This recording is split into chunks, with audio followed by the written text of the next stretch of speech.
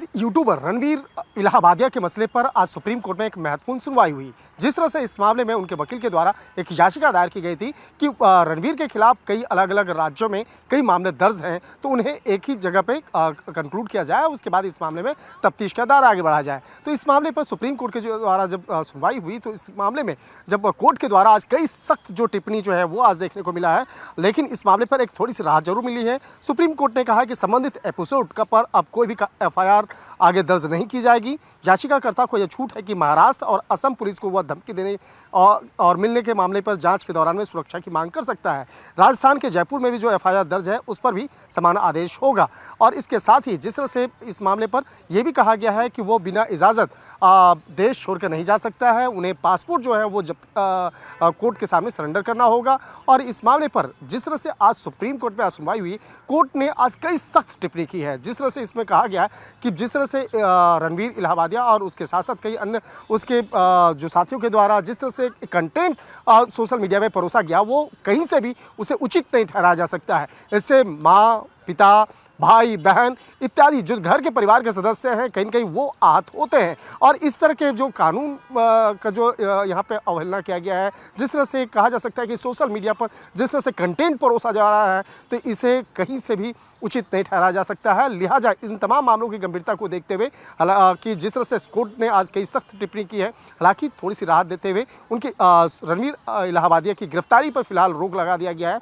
और इस मामले पर कुछ राज्यों को भी बाकायदा समन्स भेजा गया है, जिसमें कि उसे पूछा गया है कि जहाँ जहाँ रणवीर के खिलाफ जो मामले रजिस्टर्ड हुए हैं, तो उससे बाकायदा इस मामले पर उनका जवाब भी मांगा गया है। निश्चित तौर पर देखना लाजमी होगा तो जब इस मामले पर आगे की सुनवाई होगी तो किस तरह से कोर्ट इस मामले पर सुनवाई करती है। निश्चित तौर पर कह सकते हैं आज रणवीर इलाहाबादिया को कोर्ट से थोड़ी राहत जरूर मिली है, लेकिन जिस तरह से कोर्ट के द्वारा एक सख्त टिप्पणी की गई है, निश्चित तौर पर कह सकते हैं आने वाले दिनों में इस मामले पर जो सुनवाई होगी वो बेहद महत्वपूर्ण होगी।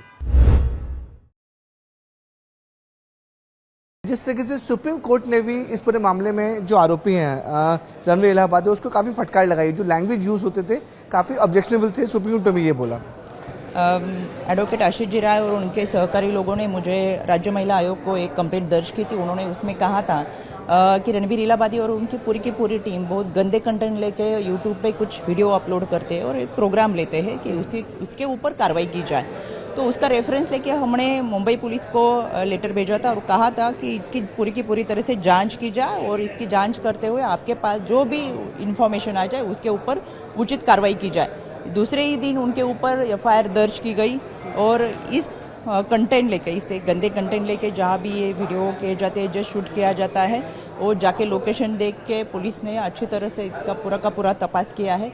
और उसके बारे में आज सुप्रीम कोर्ट ने कहा है कि जिनके दिमाग में गंदगी भरी होती है वो लोग इस तरह से अपने माता पिता और इस तरह से बातें करते हैं। तो रणवीर इलाहाबादी और उनके की पूरे टीम ने आगे जाकर पुलिस को अच्छी तरह से इसमें तपास में सहयोग करें। जो भी गंदे कंटेंट इनके यूट्यूब पे हो गए वो इनके यूट्यूब चैनल से हटा दिए जा और अलग अलग जगह में, अलग अलग राज्य में जो उनके ऊपर जो भी एफआईआर दर्ज हुई है इकट्ठा किए जाए ताकि पुलिस को तपास करने में आसानी हो जाए। और आगे जाके ऐसे कौन से ही शो इनके मतलब अभी इन दिनों में ऐसे कौन से ही उनके शो अलाउड नहीं किए।